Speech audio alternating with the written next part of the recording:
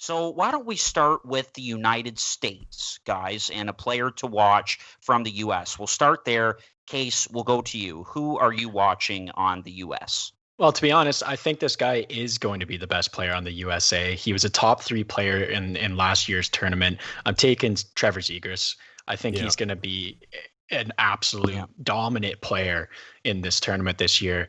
He's the ninth overall pick. He's signed an NHL contract. He's looking to be playing for the Gulls next year, unless he makes the depleted Anaheim Ducks. That's fully possible, guys. So it'll be interesting to see what happens there. This guy's dominated the USHL. He's dominated the USDP, the U17 World Championship. NCAA, he was over a point per game in his first season there.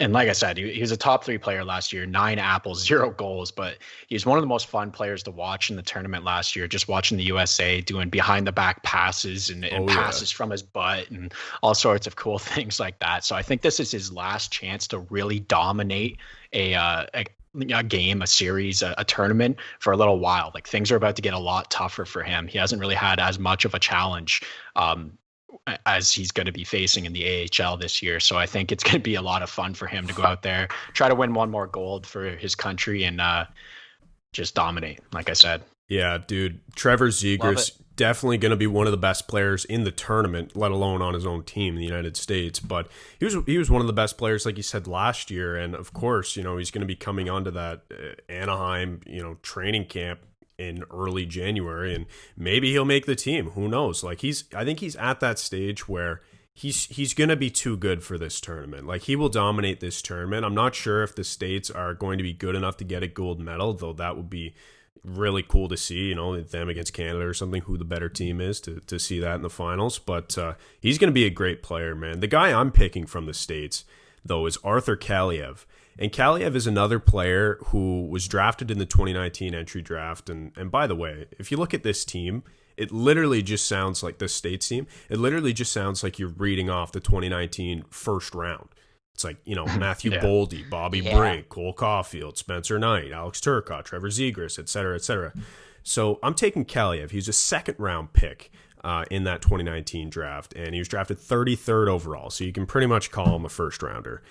I'm picking him because I think he's a slept-on prospect in that really tight, tight competition LA Kings prospect pool. So he's behind guys like, Byfield, Turcotte, who I just mentioned, like Kupari, Fagemo, even Velarde, like guys like that. So I think Kaliyev is really going to surprise a lot of people in this tournament, and that's really why I'm picking him. He tore up the OHL last season, and I think he's another guy who just is going to be a little bit too good for this tournament and is sort of ready to take the next step. Whether that's the NHL or not, it might just be the American League, but I think he's another guy who's just going to have a really great tournament. Yeah, I mean, absolute steal of a pick, and I'm really excited for this tournament for all the reasons you just said, Chad. That 2019 draft was unbelievable. This past year's draft was phenomenal. We've got players who were playing in the NHL last year playing in the tournament this year. It's going to be ridiculous. I kind of wanted to save this stat for next week's episode, but Team Canada is coming in this with 20 first round picks on their roster. Insane. Last year when they won gold, they had 10.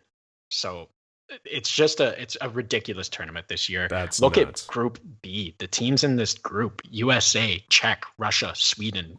All of these teams can, make a push for the finals. Yeah. And not so much Austria, but I think that they might sneak one out here from one of these teams. So you never know. Could definitely see that. I think Kaliyev is going to be a fun player to watch because he's a goal scorer guy. Oh my God. I love him.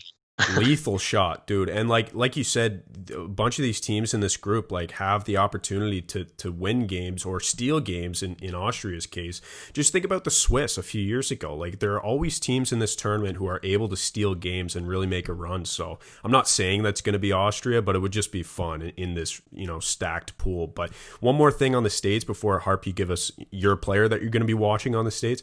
I wish I was able to say Nick Robertson was going to be the player that I'm watching, but unfortunately the Maple Leafs prospect, second rounder, will not be playing in the tournament because he's going to have a crack at the NHL. He just turned 19 years old, guys. Oh my God. This team's ridiculous. Imagine with Nick Robertson and Jack Hughes. Oh, That would just who be both disgusting. were denied. Like crazy. Yeah. Yeah. All right, Harp, That let's is hear it. crazy. Sure. First of all, great picks, with ZEGRAS and KALIYEV. Kind of funny that you guys go with a couple of prospects of two California-based teams in the NHL. So I just thought that was Always cool. making But the I'm going with connections. Yeah. That's right. I'm going with Jake Sanderson, a defenseman, 5th overall pick by the Ottawa Senators in this year's draft. Big 6'2" defenseman, 14 points in 19 games last season in the USHL. This year with North Dakota, he's a point per game, 3 points in 3 games, and he's expected to be the U.S.'s top defenseman along with Cam York and others. So really looking forward to seeing Jake Sanderson. I think he may not put up a ton of points, but he's going to log a ton of minutes and be that physical presence on the blue line for Team USA. So I'm going with the Ottawa Senators first rounder, Jake Sanderson. Well, I like this pick because you'll see a theme in some of my picks in this episode that I like a guy with something to prove coming into these tournaments. And I think 100%. Jake Sanderson has something to prove because a lot of people are saying that he was taken a little too high.